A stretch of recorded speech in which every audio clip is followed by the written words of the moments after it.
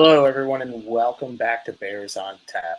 We're here with you on a short week, a little Bears on Tap after dark to get you guys ready for this week's matchup, Thursday Night Football on Amazon Prime against the fraud man himself, Carson Wentz, and the Washington Commanders. As you can see in my co-host's name, Quinn, Thursday Night Football rules. I talked about it a little bit before the show.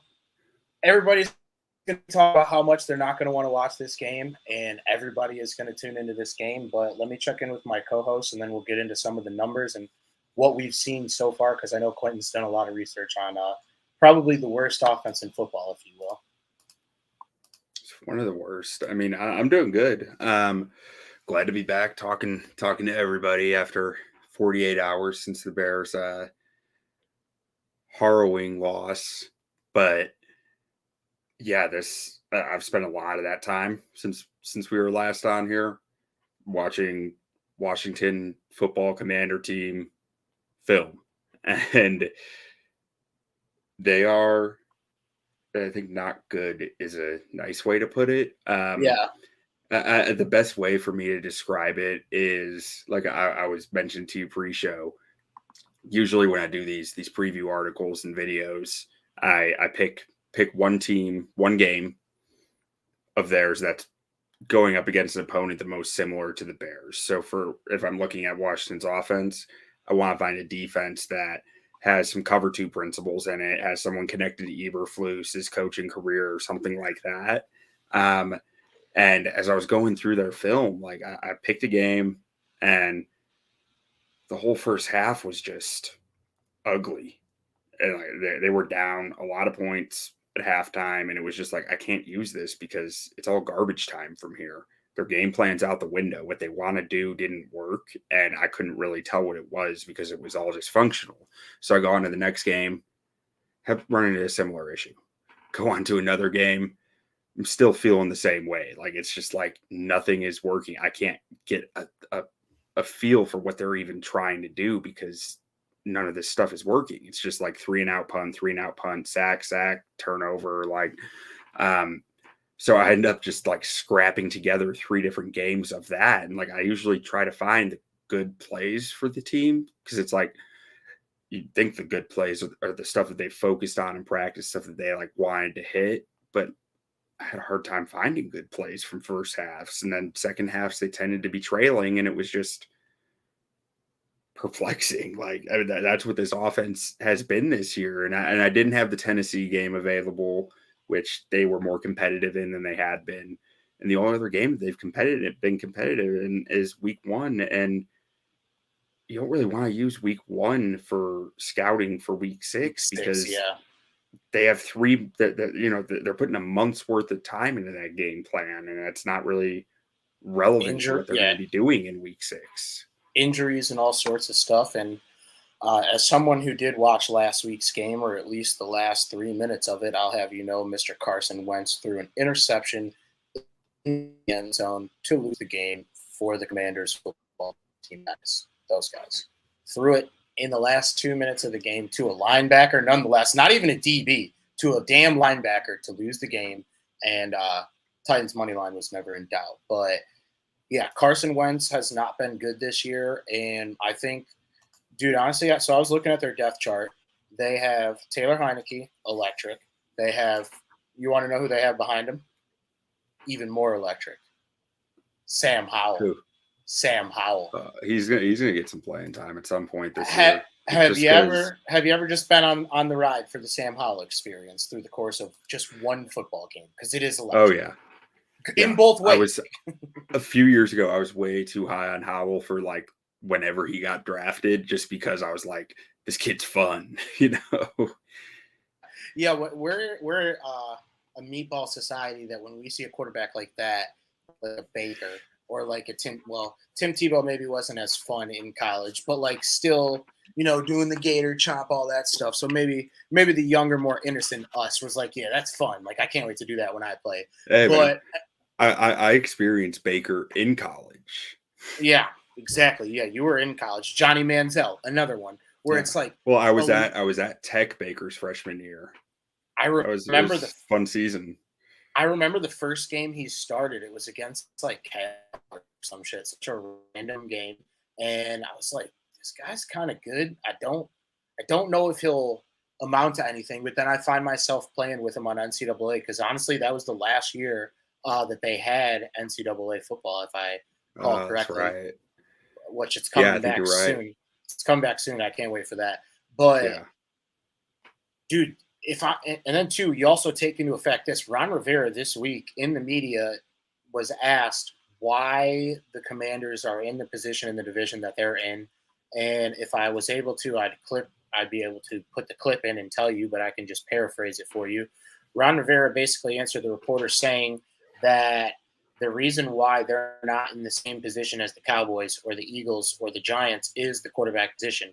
And I mean, Ron Rivera's been the coach there for a few years. He's probably had his choices to figure out who he wanted to be his quarterback, and he probably could have drafted someone if it really came down to it this year if they liked someone in this draft. But they decided to go with Carson Wentz.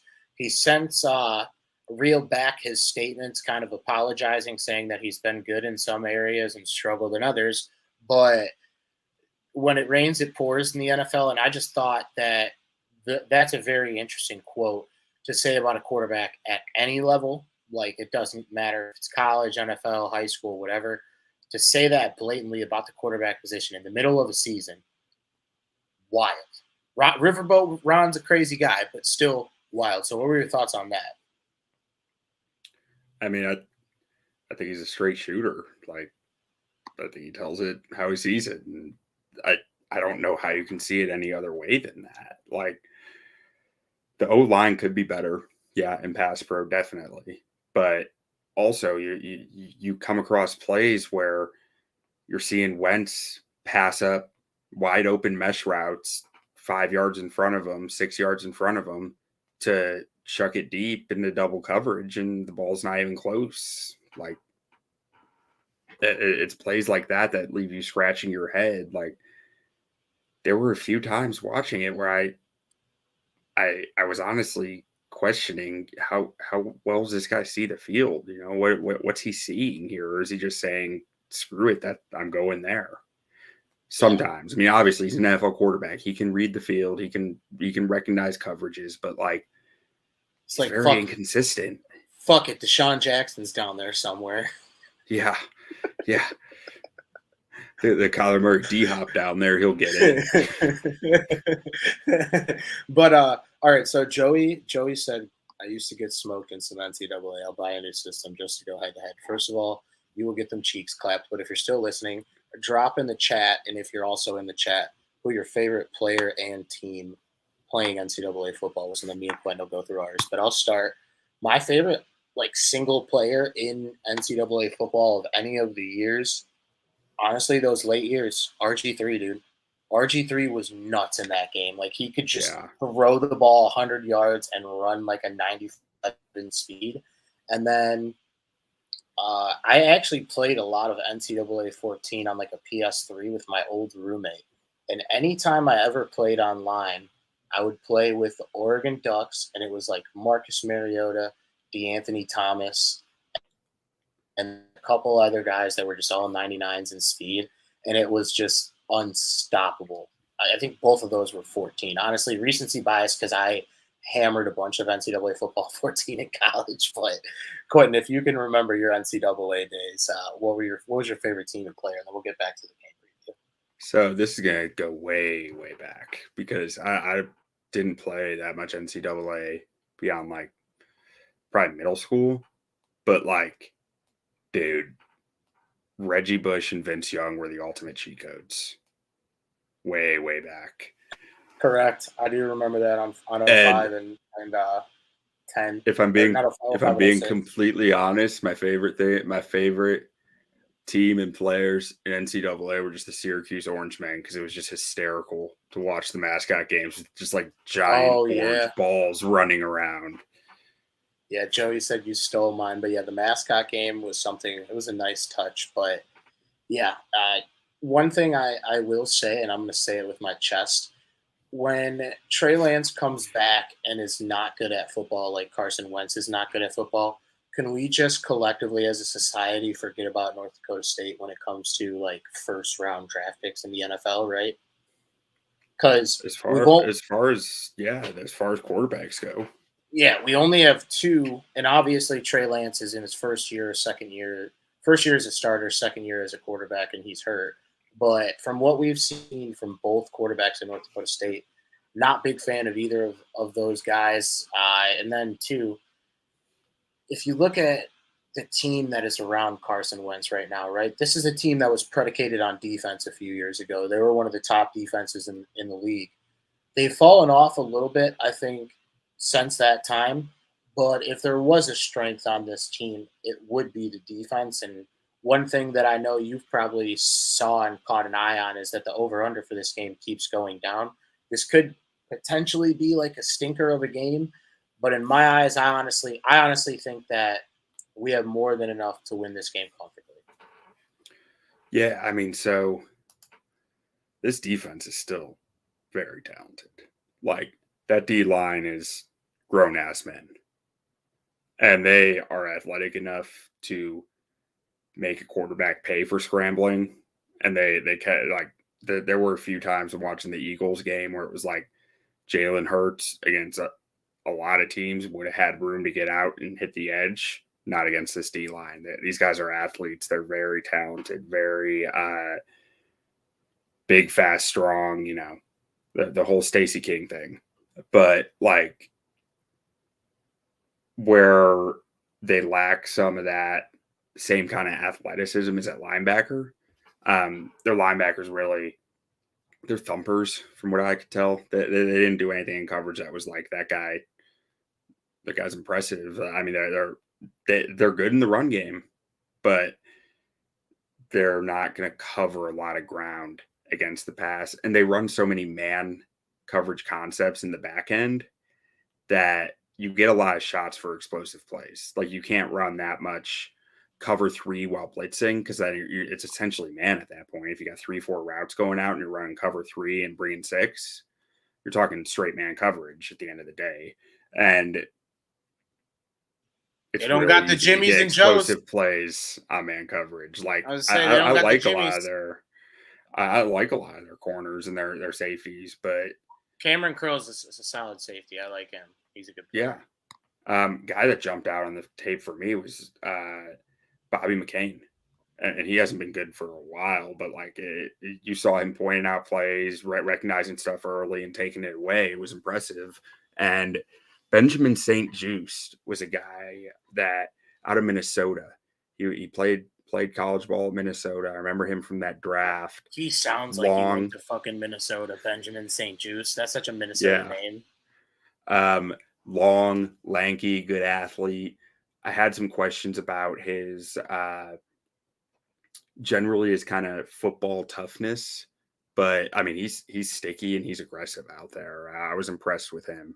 DC is Jack Del Rio.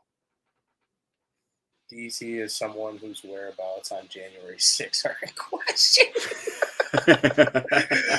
But hey, if you tuned in, you're in Bears on Tap After Dark right now. But yeah, Jack Del Rio, I'm not scared of the defense that he's going to call.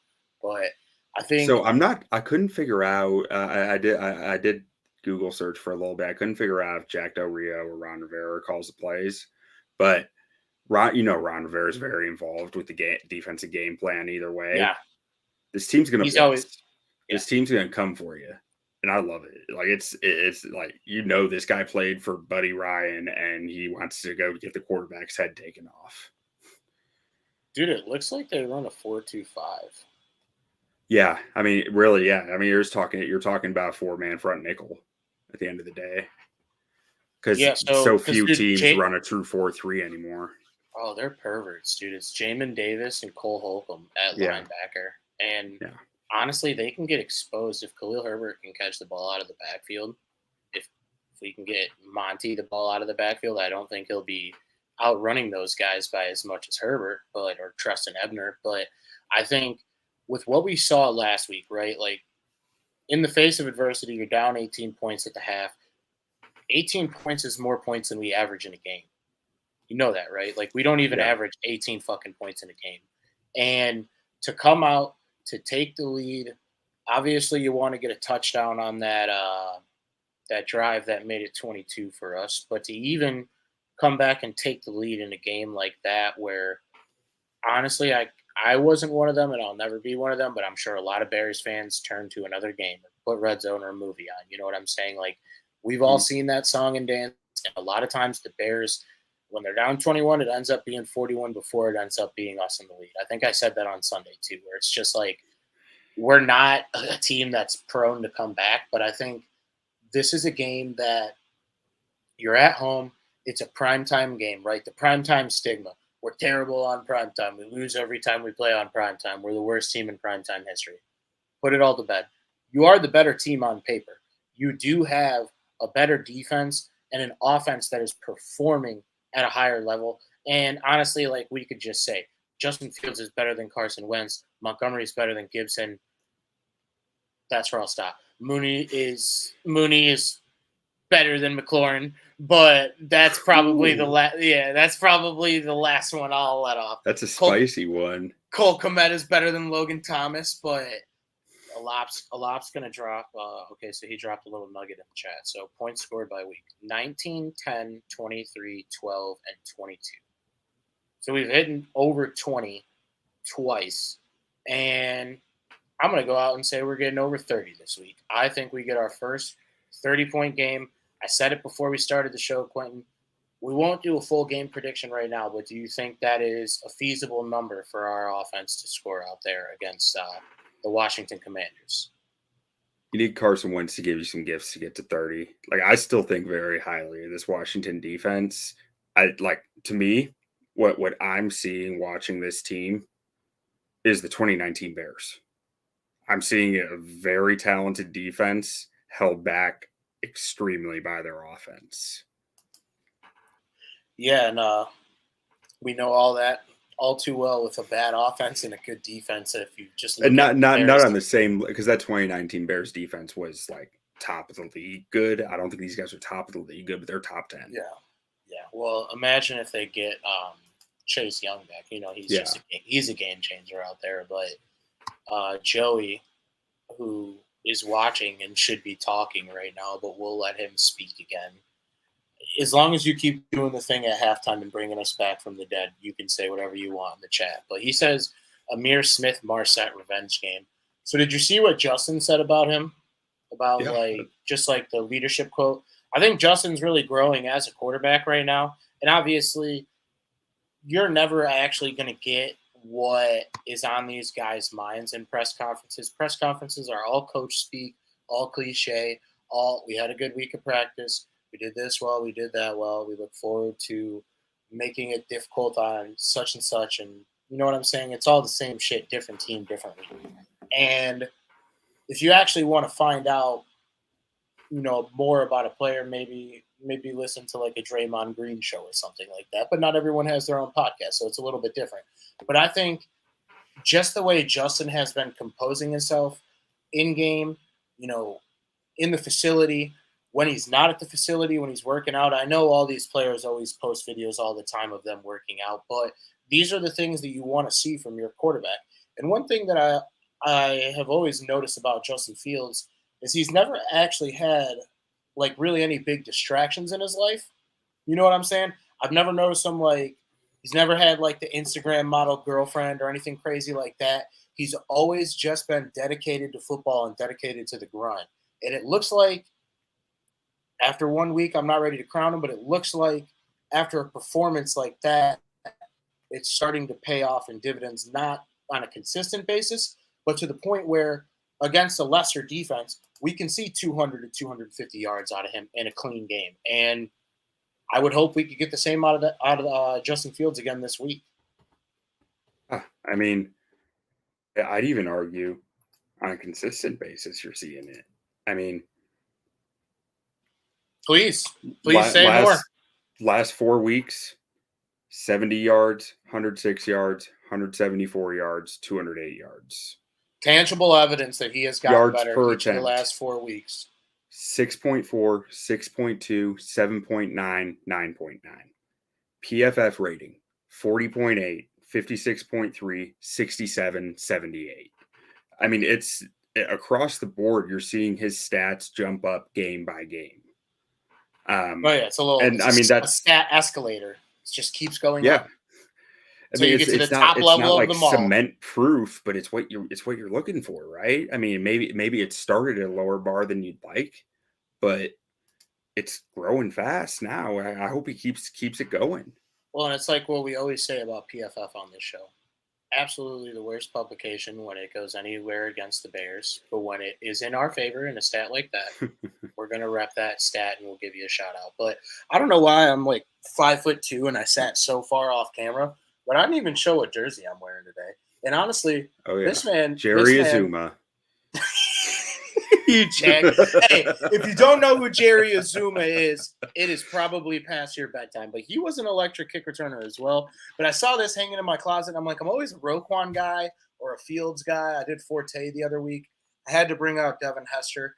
Maybe we get a little Valus action out there on the kick return. That'd be nice to see. And if you are one of the crazy people that got in on Valus Jones plus 2,900 last week on a touchdown, congratulations on being Jeff Bezos. But Scott from Iowa has entered the chat, and he said Washington's giving up 4 sacks per game. And if there's one thing that you can always count on from Scott from Iowa in the comments, is a bold prediction. And his bold prediction this week is that the Bears are going to get 6 sacks on Thursday night. Thoughts about that? It's doable. I mean, so in the first half of games, he is getting sacked on 12% of his dropbacks, something like that. I can't find the exact number in my article, but it's what is that? It's over out of 10%. Every 8? That's like one out of every 8.5. He's taking a lot of first half sacks. I mean, and then think about all the other that's what I plays was that he saying gets about the film. Like, it's just it was hard to pull anything from it because it's like every other play he's getting sacked or just throwing the ball away or chunking it in the dirt on accident, like missing his guy. It was just, dude, he's got to be so ready to go be a stay-at-home dad, dude. He's thinking about prime rib dinners and caviar. Yeah, okay. It was 14%, 12 sacks and 86 dropbacks. So 14%. Yeah, that's even less than, that's like 7.5, dude. That's sick shit. That's literally like every 2 series or every 3 series, he's getting sacked. Because it just kills drives. And, like, it's not always his fault, but like it still kills the drive. Well, listen, Carson Wentz has never been a mobile quarterback, so it is partial. We're gonna reel that back. Some of it is his fault because maybe he just needs to get faster and not be just such a slow, just statue out there. But he's just gotta get command of the offense. Yes. We are Commanders. I know you saw those videos when they first changed the name, but yeah, they're such a dorky team. I'm glad we don't have to play at FedEx Field because FedEx Field, if there was one field that's more of a dump than Soldier in this league, it's FedEx Field. We get the home game. Honestly, the weather hasn't been too crazy. It rained out here today. I don't know what it looks like on Thursday. I'm sure it'll be a little bit brisk. It's mid to low 40s in the evening. Supposed to be clear. I think it was something like a 5% chance of rain, but wind gusts up to 20 miles an hour. Oh yeah, take the under. Fuck, Justin Fields might throw for 39 yards this game now that I think about it. But honestly, dude, okay, so I had time to look back at the run. We're just going to call it the run. I know it doesn't count, but the tape is out there. The video is out there. I am so excited for his next David Montgomery-esque run, where it's just like, yeah, probably should get tackled there. Yeah, maybe he should slide there. Yeah, maybe he could have went out of bounds there. No, he's just going to score a touchdown, but we're dumb and we're an awful team and we get called for a holding. Justin Fields, the runner, something we haven't talked about, has been way better in year 2 because year 1, he was so scared to leave that pocket. And a lot of times he took more sacks than he needed to. And this year, a lot of people will call him a one-read guy, but I honestly think that it's different than that. And when you can run 4.4, you run 4.4. It just happens that he's the quarterback. I don't think it's a one-read question. It's I don't have time past 1 or 2 reads, and I got to bail question. You know, like there were plays on Sunday where we saw him hit his 3rd read. The video's out there of it, but like they're not that often that he has that time. And Yeah. even sometimes, like, if he does, how does he know that he's going to have that time? Like, he's being coached to, if this isn't here, run, because that's the reality of it. That's the reality of what they're dealing with. Yeah, and people always talk about his decision making. It was something that was talked about throughout the draft process. Still talked about. It's one of Dan Orlovsky's main talking points when he talks about Justin Fields. But yeah, I think I don't have the number to prove it like we did with his performance week in and week out, but I think too his delivery, like he's getting rid of the ball quicker, obviously out of necessity, like, right? Like if you have a terrible offensive line, the quicker you can get rid of the football, the better chance you can get the ball to the playmakers and they can make some plays. And I didn't talk about this because I saw the top 10 after we recorded on Sunday, but Darnell Mooney, number one on the Sports Center top 10 on Sunday. May not have won the game, I didn't know but that. we won the hearts of a nation in a Darnell Mooney play. And it's crazy, too, because the Bears, before the game, they were posting him doing one-handed catches in pregame warm-ups. So Yeah. that is a contender for catch of the season. I know we've had some crazy catches that are right there up with that one, but you're listening to Bears on Tap. That's the catch of the season in our eyes. Absolutely. Well, and like, one of the things that stands out to me from Sunday with Fields is, so the Vikings on tape, that they played far off coverage. They did not want to allow deep stuff on tape. To start the Bears game, I think they were a little more aggressive. He hit that Mooney shot. They backed off and he started taking the underneath. He didn't keep going deep. That's what you want to see. He's taking what they're giving him, not forcing it into the areas where they want him to force it. Alop came into the chat and said Orlovsky is probably mad that a fifth-round pick is number one on SportsCenter top 10.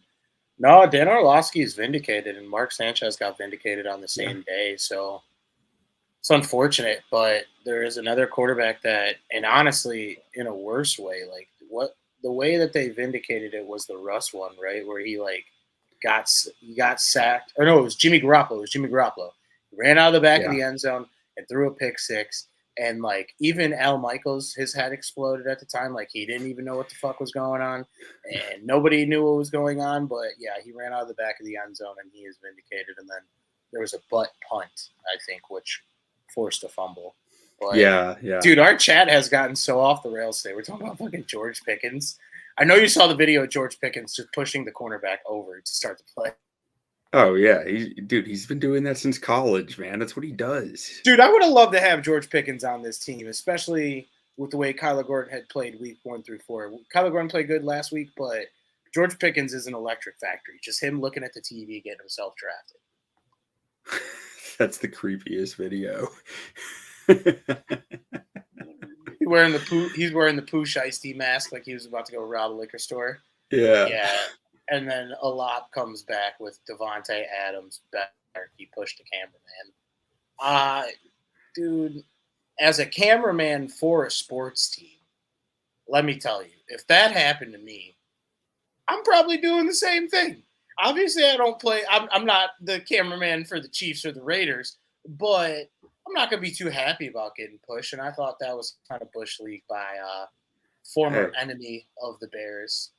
He ain't a cameraman no more because he got that settlement money. Yeah, no, he is an investment banker now. But so I guess George Pickens must have had a catch in the top 10 too. Okay. Oh wait, no. They're talking about the one from earlier in the season. He said, okay. Joey said Adams pushed every Bdon in the world. Yeah, cameramen are people too. Okay, I know it's the off season, but I still enjoy shooting a game every now and then when I have some spare time. I wish I could do football games, but as you guys know, I'm doing play-by-play for high school, so a little bit different of an avenue, but still fun nonetheless. But back to the wild Bears on Tap preview after dark. We talked NCAA football, got into a little bit of George Pickens, Darnell Mooney being SportsCenter top 10, number 1 on Sunday, and I think that's another guy too who his performance the last few weeks has been a lot better, right? The week before, I think he had 100 yards, and then I didn't see his actual numbers for last week's game, but I mean, what did he get on that one play? 45, 50 yards, so he probably finished the day with around 75. Yeah. Yeah, something like that. Scott said Rodman hated Cameron Benton more. That's probably true. I mean, this is a game where Mooney could go off. Yeah, I mean, you're talking about a team who loves to play man coverage concepts, quarterback who scrambles. Man coverage and scrambling don't match up very well. And because your back's turned. You're talking about the receiver who has the best chemistry with this quarterback on the scramble drill. Like they're going to get some shots to Mooney in this game. Yeah, I hope they hit him. And then too, another bold prediction that I have for today's show, and then we'll get into the injury report. We'll do players of the game, and then we'll do predictions because it is already 11:30. I'm sure people got work in the morning. But we do have a lot of people in the chat, and for that, we thank you. But back to this week's game, injury report wise, I know they're a little bit hurt more than us. On our side of things, we get Jalen Johnson back this week. You get N'Keal Harry, who is a limited participant. I don't know if he's going to be a full go. Maybe we'll see him for a little bit on Thursday. I wouldn't imagine, even if he was a full participant this week, that he would get too big of an involvement in the offense. And then Dane Cruikshank will likely make his season debut for the Bears this week. So we'll talk about our side of things, then we'll move over to the commies. But what do you think for our side? Obviously, no one's going to be missing this game. Yeah. Wait, what was the question? Just getting like Johnson back, Cruikshank back, and then seeing N'Keal Harry. I think getting Johnson back is just a huge boost on this defense because last week the Vikings game plan was go after Jalen Jones. And that's nothing against Jalen Jones. He's an undrafted free agent. I think he's got potential, but he shouldn't be starting at outside cornerback right now against Justin Jefferson or Terry McLaurin, So I think it's going to be a nice boost for this defense of just like they have to go towards someone more talented, more experienced, whatever it might be now. That their guy that they have circled on their big board of this is where we attack just got a little harder. Yeah, and then anytime you can get a guy like Jalen Johnson back, it's a huge boost for your defense. But on their side of things, relatively more injured than us. I think we talked a little bit about it earlier when we talked offense, but yeah, Sam Cosmi is going to be out. I did notice he did not participate with a finger injury, so I'm not sure how debilitating that is. No, his fat head ass is playing. He's an offensive line. His fingers. That's a little trickery by them. Okay, that's a little. They're okay. So you know what you got to do. You know what you got to do. You just gotta swipe your hands underneath his, like right when he gets off the line. See you later. Yeah. But Percy Butler, safety, hasn't played all season. Jahan Dotson had a wild game against the Lions, but again, it's the Lions. Jonathan Williams did not participate as well. De'Ami Brown limited. Christian Holmes limited. David Mayo, the Mayo man, limited. Logan Thomas did not participate. And then kind of to our point a little bit earlier, Carson Wentz limited and William Jackson limited. But tell everybody what you told me before we started the show, just kind of how Carson Wentz's deal works out and how the Carson Wentz era is probably going to be a lot shorter than everyone had anticipated. If he plays over 70% of the snaps, the Washington football team Commanders, their compensation that they have to give Indy for Wentz goes up to a second round pick. So they need to keep him below 70% of snaps if they're not looking at the playoffs. Yeah, and a lot brought up a good point. Put Johnson on McLaurin, Vildor on Dotson, and that is if Dotson even plays. They're not too deep. Well, and I mean, honestly, in today's NFL, like, you can only do that so much unless you have Jalen Ramsey, who's moving left corner, right corner, nickel, like all over the field. Because they're going to put McLaurin, if they want to get the ball McLaurin on a good matchup, they're going to put him in the slot, and Dude, You two know, I people mean, we that like the Devontae Adams, Justin Jefferson, Jamar Chase. These guys play every receiver position to find the best matchups. You know, I mean, there's only so much you can do to dictate as a defense unless you have a guy like Ramsey who can really travel. chase a guy all over the field. So two guys we didn't talk about. Curtis Samuel, that's an electric player, in most Oh, he's going to offenses. be in motion every other play. Yeah, he's like a Walmart version of Debo that won't DM your girlfriend before the game.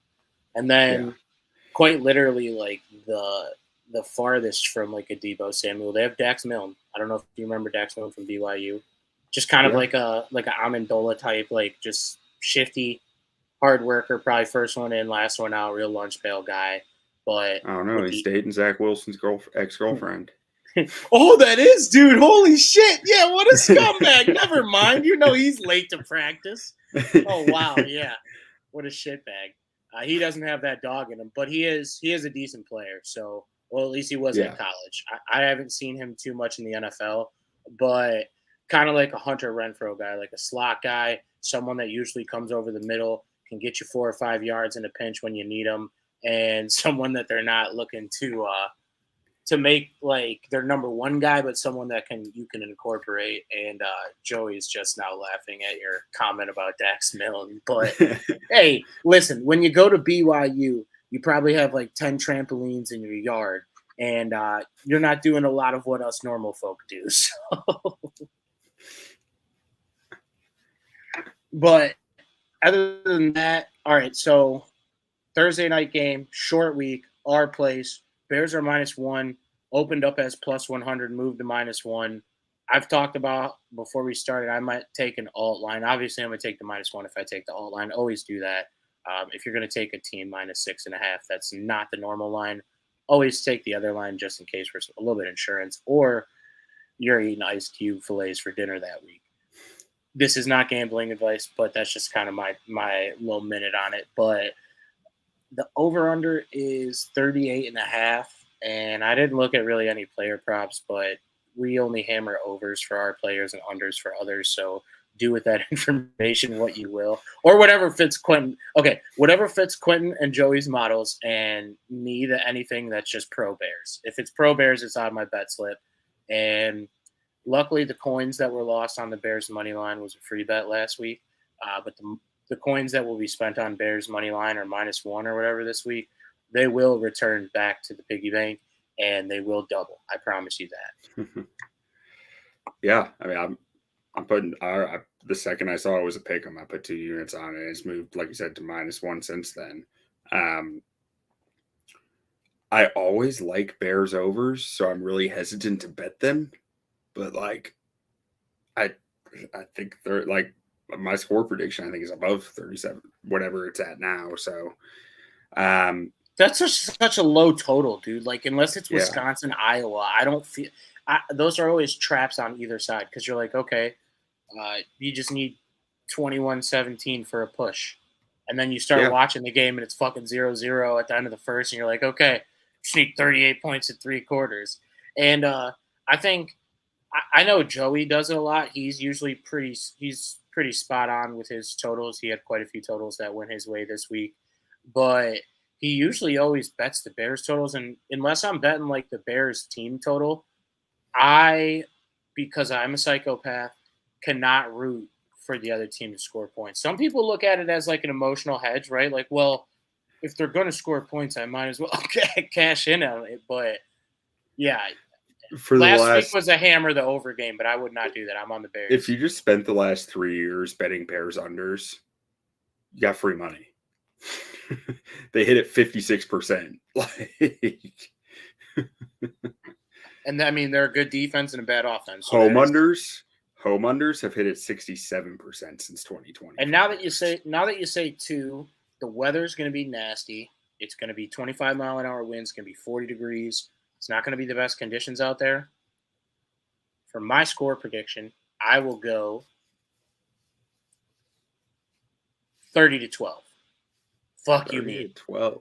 30-12. No, 12's not enough. I'll go 30-18. I think that what you talked about earlier does reign true.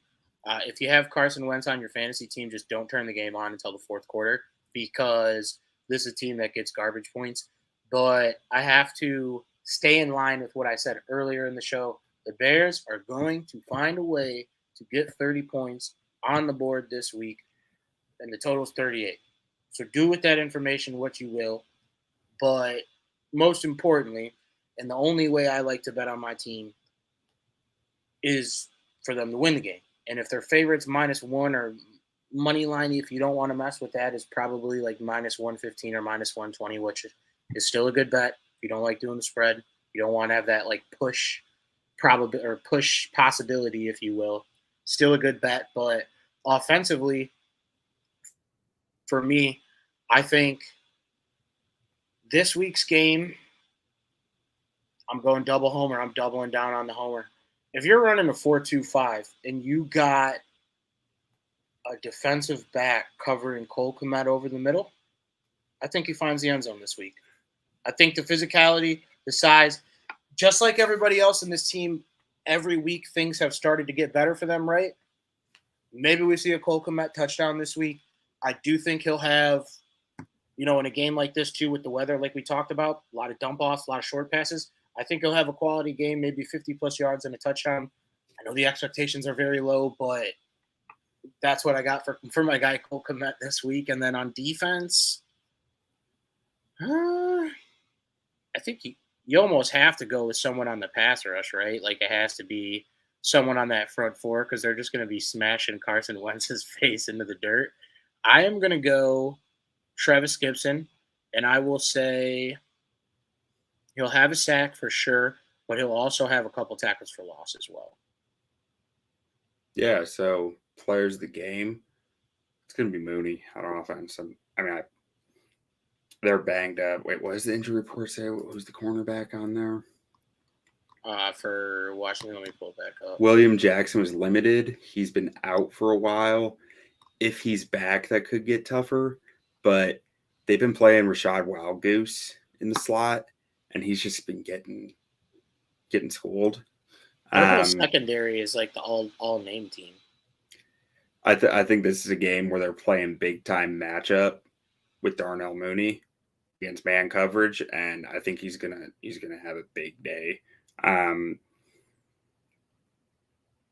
like 120 yards, touchdown, maybe 2 touchdowns. Like I think I really do think he's gonna have a good day. Lock it in. Me and Joey got the same score prediction, 27-17. Yeah, that's a good one. You guys are both pretty spot on with that. That's an over score. That is us winning. That's cover. Yeah. And honestly, can we just get a Travis Kelce game from Darnell Mooney tomorrow or Thursday? It'll be tomorrow by the time you hear this. But I think he's going to have more yards than Kelce. Yeah, well, dude, you want to hear pain? So going into Sunday, I needed 51 points in fantasy from Travis Kelce and Josh Jacobs. I got it. But I also placed a corresponding same game parlay with a Jacobs touchdown, a Kelce touchdown, Jacobs yards, and Kelce yards. And Dude. you know the rest of the story. It was like plus 900. And at halftime, I'm like, 11 yards. Like, what is this man doing? Darnell Mooney, like you heard from Quinten, you said what, about 100, 120 yards in a tutty? Yeah. Put 2 on the board for him this week. Let's go, Moon Man. And then on defense, I'm with you, Travis Gibson. So at right guard, Washington had been playing Trey Turner first few weeks. Film was rough. Like, he was not playing up to snuff. They benched him. He might have gotten injured somewhere in there. I wasn't exactly clear on that. But Sadiq Charles, 4th round pick out of LSU, I believe, got put in. He's been better, more athletic, probably a bit better effort from what I could tell on film, but still not really what you're looking for there. Bears get a lead early. I'm running that NASCAR package the whole second half, rotating Robinson and Gibson in at the 3-tech over Sadiq Charles and saying, you can't beat this. I know you need to throw. Yeah, and I think seeing a battered, just in distress Carson Wentz is going to be entertainment for the whole nation on Thursday. And I think too, even though it's Washington, right? Like they're not the best team, clearly. It's an opportunity in the spotlight where the rest of the league's going to be watching, where the whole nation or the whole nation under the age of 55 that has Amazon Prime will be watching. And dude, have a show. Have a performance. Like Scott came in, he said 35-14. You and Joey both said 27-17. I got us getting 30 in this game. Like I think the vibes are at an all-time high, especially coming off a loss, especially coming off a season that we haven't looked great really, but the vibes have been there, and the team is in a way, especially if they win this game, they'll be 3-3 on the year, right? They're outperforming. They're a team that was predicted to only win. Originally, it was 7 games, and then the entire world, quite literally, the entire world hammered under 6.5 to the point where the books had to move the line, which is almost fucking unheard of in futures betting, right? Like it's not too crazy to see a line move on a game, right? It's already moved for the Bears game that opened up probably Saturday or Sunday and is now in our favor. The people of this country all hammered the Bears to be worse than 7 wins.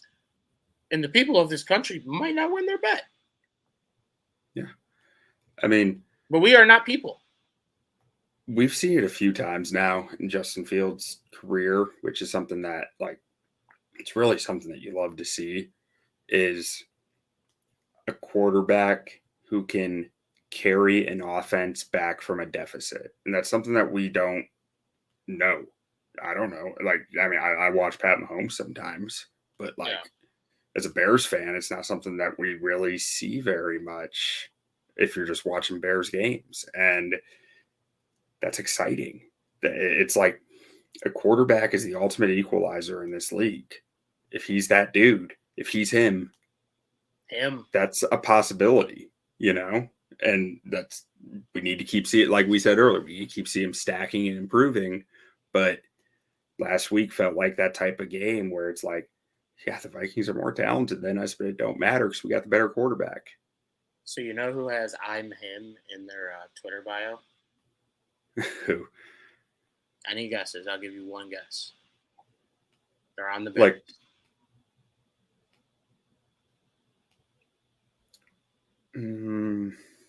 Darnell Mooney. Hamir Smith-Marset. Oh, God. I knew it was a receiver. At least. Yeah. You like how I incorporated that into his name, Hamir Smith-Marset. But, yeah. If he's still on the team, you want to see him bounce back. You live in I don't necessarily think he should have been cut. It's all how the guy responds to it. If the guy responds poorly to it, you cut him. But if the guy and Justin backed him up too. Justin backed him up. So we'll see what happens. But it is getting way too late for us to continue. We've been a little loopy tonight. We touched all our different bases. Yep.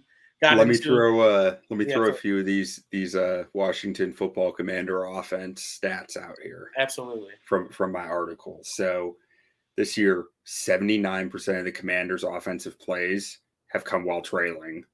87% of their yards gained have been when trailing. 11 of their 12 touchdowns have been when trailing.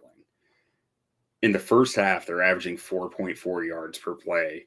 League average is 5.6, so way below average. Yeah, over a yard. Their game plans have not worked early, and they've been most of their success has come from playing behind.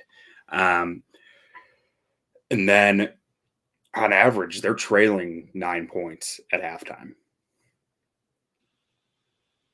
Bears first half spread too. Yep. Just take Bears. Just take Bears every which way. They're destined to hit. Shit's hitting. And so especially if we think about I touched on this some in the post game for last week. Bears defense has been very vanilla in the first half, right? First half of games. If the Bears are shutting them down in the first half, I don't know that they're actually hitting those garbage time points as much, because I don't know that they've played a defense that puts so much effort into being unpredictable in the second half and taking away what you don't expect them to. And I don't know that there's a defense in the league that's done that in a similar way that the Bears have been so successful at. That I mean, if the Washington team can't score in the first half, this could get ugly for them. See, and that's what I want to see. It's going to be a good game for us. I mean, now that we're all positive and we're all on board for like the Bears by a fucking million, I'm sure this is going to just be an absolute shambolic performance, and we're all going to be sitting here at halftime like, why were we so confident going into this game? But yeah, I know, right? I think if we're all thinking like this, it's probably got a higher chance of happening than not. But I will say, if you get back to 500, especially in the shitty NFC, I know Scott said it a little bit earlier, 9-10 wins. I mean, you're not necessarily out of it in the playoffs, but imagine a young team like this, right, getting ahead of schedule, and the valuable experience that they'll gain even from getting shit pumped in the wild card, right? Yeah. Still valuable experience. And then, too, it builds confidence in your squad where it's like everybody thought we were going to be terrible. And I think that we'll probably be closer to 500 than we would have been to not winning 6 games or whatever it may be, if you will. So. Yeah, it's possible. I need to look at the schedule more again because I don't really remember where it goes from here. Oh, yeah. But, no, we still played Buffalo. We played Buffalo. There's a lot of still heavy hitters on there, yeah. But Buffalo mainly. Like, that's automatically going to be a loss. Yeah. But Buffalo is the same team that lost to Jacksonville last year. So there's a reason why they play the games on any given Sunday. Yeah. And one thing I will say before we wrap up is no matter what the outcome that we've seen so far this season, that team has not given up on any single Sunday this year. Now, the coaching staff may have given up in the Green Bay game, but the players still went out there, tried to score points, tried to get back in the game. It's not a conducive game plan. And hopefully, too, for the coaches, hopefully we can see a wide open game plan on the offensive side of the ball from Luke Getsy this week. And honestly, this is a sentiment that is said by every Bears fan that I've talked to about the topic, and I'm sure you'll share this same sentiment. You're never going to find out what Justin Fields is by only throwing him 10 or 15 times a game. You got to let him go out there, take his lumps, and learn on the fly. And what a great opportunity. Thursday Night Football, prime time against a team that we should beat, but a team that could give us a hell of a battle. So with that being said, do you have any final thoughts on the Washington Commanders football team, guys? More of just a final thought on the Bears. Like, it's about us, not them. That's correct. Exactly. They feel like they should have won that game in Minnesota last week. And I don't think they're internalizing that towards the guy who made the mistake. I think they're putting it out into the work, into the effort, into the making sure, not overlooking anyone and saying, we're going to win this week. And I love that from this coaching staff, from the culture they're building. I think that's outstanding. And I really think they're going to do very well this week. I think they're feeling high without feeling entitled. They're feeling high and overlooked. Yeah, and honestly, like having that chip on your shoulder as an NFL team usually plays to your advantage. But a final note from one of our writers, Alop, in the chat. If you've ever said anything mean about Sam Mustipher, just try and Twitter search him right now because you are probably blocked by him. Alop, who honestly, the kid wouldn't hurt a fly, just writes his articles, puts his words on the paper, puts it out for On Tap Sportsnet, rubs Sam Mustipher the wrong way. So bad look for him. Not a good look for the Notre Dame brand, but that's someone that we're kind of stuck with. And at least for this year, hopefully we can get some better performances from him. But I mean, honestly, he's fine as a backup. Yeah. I don't have a problem with him as a You know, backup. I just you know don't who want I to see him starting. You know who I saw and who I miss? Pause. Alex Bars. Saw him playing Yeah. this last week, and I was like, "Fuck, dude! I forgot we used to have Alex Bars." Yeah. We got snipped off our practice squad, but Oh, wait, one final note for you. Home team wins Thursday night football 60% clip all time. oh, that's a good nugget. That is a good nugget. And then too, uh, did we? Oh no, we didn't sign anyone off the practice squad this week. I don't think we did. I don't think so. No, it was one of my Notre Dame guys that got picked up and brought up, but different time, different show. You can tune into that one tomorrow as well.